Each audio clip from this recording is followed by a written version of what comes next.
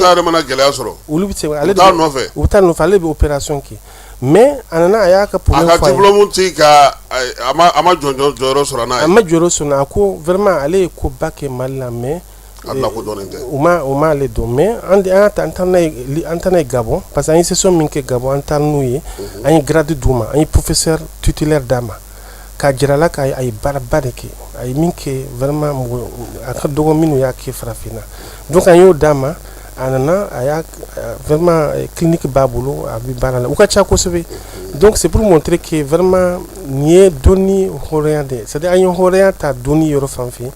an bɛ ka exemple de Mali bɛ ka exemple de diɲɛ bɛɛ ma k'a jira k'a fɔ farafin kalannen don farafin kalannen don. diɲɛ sigilen don sira mun kan i b'a dɔn k'a fɔ nanzaralaka ninnu ka dɔnniw kalan sɛbɛnw dicogo fangaba b'u la an ka farafinna jamana ninnu kɔnɔ kuma tɛ tubabukan min fɔ yɔrɔ minnu na aw ta in bɛna se ka lakodɔn olu ta kɛrɛfɛ cogo di ou bien lakodɔnni bɛ kɛ diɲɛ yɛrɛ kɔnɔ sira jumɛn fɛ ni aw bɛ se ka nin baara in kɛ k'aw sanga u ma bi parce que anw fɛ yan faransikan de fanga ka bon kosɛbɛ. Effectivement yannɔ ne conférence dɔ organiser jamana dɔ la u ko ne an ma ko o jamana kun ma kafa dɔn mais u ko an ma u ye encouragé u ko ne ma jara a ye baara kɛ ni gouvernement yɛrɛ gouvernement dɔw bɛ minnu bɛ faransi ka jɔnya la olu ma se ka e lakodɔn mais ni farafin yɛrɛ y'i lakodɔn o ye koba de ni farafin y'i lakodɔn i kana minnu tɛ jɛ ko dɔndɔn bɛ kɛ olu bɛ boli nɔfɛ tuguni an bɛ ka baara min kɛ an bɛ ka kɛ farafinya de la an bɛ ka jara parce que farafin sɛgɛnna kosɛbɛ farafin sɛgɛnna farafinya yɛrɛ kɛra bana de ye sisan. parce que bina aw ta ni aw ka jɔnjɔn ni kamesi jɔnjɔn Mali gouvernement ni jumɛn bɛ baara kɛ ɲɔgɔn fɛ bi la sisan kames de parce que kames bi Mali la a bɛ san 50 bɔ olu ye tubabuw de nana n'a ye kames Niger u y'a créé Niger de u y'a créé Niger chambre dɔ kɔnɔ o kɔfɛ a kɛra association ye adhésion nana jamanaw donna na après Mali yɛrɛ kun b'a la Mali bɔra Mali donna na Mali bɔra Guinée donna na Guinée bɔra hali Niger yɛrɛ a kila Niger parce que Guinée dɔ ko ne ma Guinée ale kun ye ministre de a ko ne ma ko olu Guinée donna kames dilannen u kɛlen ka créer Niger Guinée donna na mais a ko ne ma min kama Guinée bɔra la Sékou Touré waati parce que Guinée kun t'a yɛrɛ sɔrɔ a kɔnɔ parce que u kun bɛ ka grade di u kun bɛ ka di mais u kun tɛ ka Guinée u kun tɛ ka fɛn di Guinée parce que Guinée mɔgɔw kalannenw kun bɛ taa Russie de to mɔgɔ bɔra Faransi ale o b'a d'a ma mais mɔgɔ minnu bɔra jamana wɛrɛw u kun t'a d'u ma o de kama Guinée kun bɔra a la Mali fana kun b'a la Mali fana kun bɔra Mali tila ka don a la donc adhésion don mais an fana bɛ min ɲini inchallah ne bolo an ka président y'a faamuya kosɛbɛ ne bolo jamana ni président ni gouvernement sera ka a faamuya ka décret bɔ ka décret présidentiel k'o lakodɔn a la o b'a jira k'a fɔ bɛɛ bɛna boli Mali kɔfɛ parce que Mali produit don Mali de bɛna sanga sɔrɔ parce que a bɔra Mali mais est-ce que bi farafinna minnu ye yamaruya di ka aw lakodɔn k'a ka baara kɛ. oui Gabon ne an taalen salon Gabon président an y'a kɛ Gabon président togo la Gabon président y'an kunbɛn o y'a reconnu gouvernement y'a reconnu o ko Kafag ani Kames a bɛɛ kelen donc o y'a reconnu an ye conférence ba kɛ an ye grade di Gabonnew ma an y'a d'u ma u ye an y'a di fɛn ma u ye place d'a ma et puis o ye dɔ fara u ka wariw kan président muso fana Gabon président muso ale fana muso fila b'a bolo dɛ ouais to ne bolo muso a bɛ se ka muso fɔlɔ Gabon président muso fɔlɔ an ye doctorat honorifique fana d'a ma a diyara ye kosɛbɛ ale participe parce que président kun tan kun t'a bolo mais a y'a muso bila kana kɛnɛ kan an ye doctorat honorifique di muso ma a y'a participer a ko vraiment ko olu bɛ Mali fɛ kosɛbɛ parce que Mali ye danbe dugu de ko Mali de ye farafin libéré olu min bɛ ka kɛ Mali la a diyar'u ye kosɛbɛ et vraiment olu bi sira kan fana olu fana bi sira kan parce que Gabon kun bɔra francophonie na mais Gabon quand même u bɛ ka Mali lajɛ fɛn fɛn bɛ bɔ Mali la u b'a minɛ ni barika la. Professeur an b'a dɔn k'a fɔ dɔnni sira ka ca an ka kantigiw bɛna na u yɛrɛ sɔrɔ na cogo di maraka kan fɔlɔ fila kan fɔlɔ miɲanga kan fɔlɔ par exemple sa dɔ bɛ yen a bɛ Kucala kolo kɛra cogo cogo a t'ale kamana quoi wa bagan kɛra cogo cogo a bɛ se k'a tugu o n'a ka dɔnniya olu n'u ɲɔgɔnna a bɛ se ka olu lakodɔn cogo di ka se ka nin jɔnjɔn di olu ma olu talentigi minnu b'an ka bamanan dugu ninnu kɔnɔna na ani an ka kɔrɔlen tigi ninnu olu bɛ se ka lakodɔn cogo di yaasa u fana ka se ka sɛbɛnni kɛ u kana to kuma dɔrɔn ma ten sɛbɛnni tɛ ka kɛ k'a mara sini ɲɛsigi ɲɛ. Oui, n'an bɔra olu caman kalama an bɛ min kɛ an bɛ mɔgɔ bila ka t'u yɔrɔ ka t'u ka kan ka taa u ka kan sɛbɛn ka sɛbɛn ka valeur d'a ma n'a y'a sɛbɛn n'a y'a ye cɛkɔrɔbaw dɔ minnu ye baara kɛ san 50 san 30 u ye baarabaw kɛ an bɛ doctorat honorifique d'u ma parce que an b'olu jate docteur farafinna docteur parce que doctorat ye min ye o i n'a fɔ e ye sɛbɛnni kɛ f'i ye résultat sɔrɔ i ka baara la a jaabi bɔ o de ye doctorat ye e ye sɛbɛnni dɔ kɛ f'i ye jaabi sɔrɔ a la i n'a fɔ i ye sɛbɛn a ye nɔ bɔ o de ye doctorat ye donc an bi mɔgɔ minnu ye baara non aw fana bi sira kan aw fana bi sira kan parce que doctorat nana yɔrɔ min mɔgɔ minnu ye u ka baara yɔrɔ fan fɛ ne ye journaliste ye e ka baara la i ye nɔ bɔ i kan ka kan ni doctorat ye e ma ye an ka mɔgɔw bɛ taa an ka dɔnkilidalaw bɛ taa Angleterre u bɛ taa doctorat ta ka d'u ma ko parce que u ye baara kɛ dɔnkili la alors que an ta UNESCO a bɛ ta ka d'u ma mais an dun dɔnnibagaw dɔ min docteurs dɔ minnu ye baarabaw kɛ aw fana journalistes minnu ye mɔgɔ bɔ fili la aw kan ka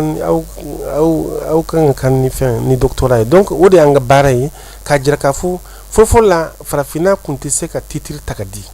titre bɛɛ bɛ bɔ tubabu la de mais an nana an ko non an y'an yɛrɛ ta tradition waati an ko tradition nana ka na dɔnni hɔrɔnya an ko an fana an y'a yɛrɛ ta an bɛ se ka titre ta k'a di parce que an ye farafinw de et puis an ye farafinw ye an man k'a fɔ ko titre bɛ bɔ parce que an ka farafinna titre fɛn fɛn bɔra tubabu la valeur b'a la alors que an yɛrɛ an bolo an tɛ se an man kan ni an ka titretigi caman fana tɛ baara kɛ dɛ u tɛ baara kɛ u b'a ta ka t'u da so u b'a d'u ma dɔrɔn parce que u ta ye min u bɛ karavati dɔrɔn de u bɛ tubabuw ka jɔnya kɛ et puis tubabu fɛ n'i ye jɔnya baara kɛ tubabu la a bɛ titre ta ka d'i ma. mais est ce que aw ni yan ministre kumana ou premier ministre kumana kalan ministre est ce que aw n'u kumana u ye hakilinaw yira la min bɛ se k'a to don nataw la aw n'u bɛ sigi ka kuma nin ka se ka lakodɔn komi jamana wɛrɛw bɛ k'a dɔn a dun sun bɛ Mali yɛrɛ de kɔnɔna na yan. o la ne bi don min an ye CAFAC dayɛlɛ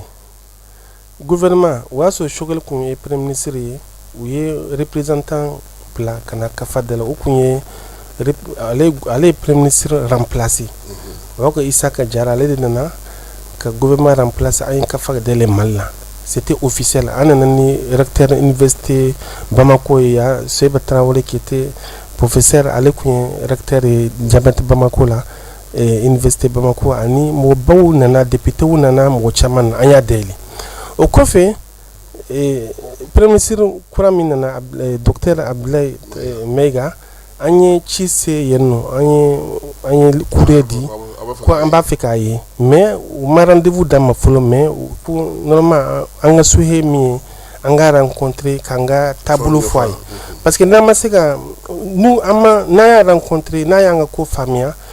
an b'olu ka baara de la an b'olu ka baara la et puis an bɛ ci fana bila ka taa président ma pour que parce que jamana wɛrɛw président y'an rencontrer Gabon président y'a rencontré jamana wɛrɛw y'an rencontré Niger y'a rencontré mais an ko Mali la yɛrɛ a jubaju yɛrɛ bɛ Mali min na yan o ma se ka rencontré an fana ko peut-être mɔgɔw dɔw de bɛ ka sira d'an ye peut-être o tɛ b'a la koyi wa o tɛ tubabu mɔgɔw don an t'a dɔn mɔgɔ minnu don mais o kɔni bɛ k'an bloqué u t'a fɛ an ka gɛrɛ sanfɛla la mais sanfɛla b'an kalama u y'an soutenir kosɛbɛ président y'an soutenir mais il faut k'an ka gɛrɛ a la k'a fɔ ko in yɛrɛ kun ye min ye a ka se k'a faamuya yɛrɛ k'a dɔn k'a fɔ a y'aw lakodɔnni min kɛ a ka kɛ fana a ka nafa ɲɛ jamana kɔnɔ parce que dɔnni tɛ foyi ye n'a b'i kelen bolo effectivement f'i ka mɔgɔw labɔ a kalama mɔgɔw k'a sɔrɔ u ka se ka baara kɛ ni a ye an y'a ye k'a fɔ aw sinsinnen don faransikan ni arabukan kan o ye tɔgɔ de fɔcogo ye wa ou bien o lawulila kama de a ma wula parce que yɔrɔ franco arabe o ye mali ka culture de parce que lycée fɔlɔ min jɔra Tumbuktu a jɔna ni franco arabe de ne fa yɛrɛ ye kalan kɛ Tumbuktu lycée na université na donc a dabɔra franco arabe de munna franco arabe parce que mali la an ka burusi kɔnɔmɔgɔw silamadugu minnu burusi kɔnɔmɔgɔw caman bɛ yen u t'a fɛ k'u denw ci ka taa tubabu kalan na u b'a fɔ tubabu kalan ye kafiri kalan de ye olu bolo ni den ni y'a ci ka taa wa ko ni den effectivement ko ni den wa ko denmisɛnnin n'u taara tubabu kalan na u bɛ ci u bɛ dulon min u bɛ don fɛn caman kɔnɔ o de kama bangebaaw tun b'u denw ci ka taa bulonkolon kalan ou bien ka taa madrasa la pour que au moins an ni den ma se ka foyi kɛ a bɛ se ka kɛ silamɛ a bɛ don alijana kɔnɔ o de a laban ko bɛ se ka kɛ ko ɲuman ye o de kama mais o de kama sisan gouvernement ni système min ye ka ani système franco arabe ye i n'a fɔ n'i den ci ka taa école la a bɛ se silama a bɛ dɔɔni sɔrɔ silamɛya la a bɛ se ka a dɔɔni sɔrɔ a b'a ka diinɛ fana dɔn en même temps a bɛ tubabuya fana kalan a b'a fila bɛɛ kalan n'a y'a fila kɛ a bɛ se ka tubabuya bɛ se ka baara d'a ma administration na a bɛ baara kɛ administration na a bɛ se ka taa tubabu ka taa kalan kɛ diinɛ fana b'a bolo o de y'a to bangebagaw bɛ denw bila ka taa franco arabe o de ye avantage ye an y'o de kɛ an ye franco arabe de kɛ ne ye franco arabe kɛ ne ye kalan kɛ Sogonugu Daru Hadis la ne ni Usman Suhali Tarawele ninnu an ye kalan kɛ Daru Hadis la Usman Salu kelen Madu Jara ka kalan do Daru Hadis la Sogonugu an ye kalan kɛ min fan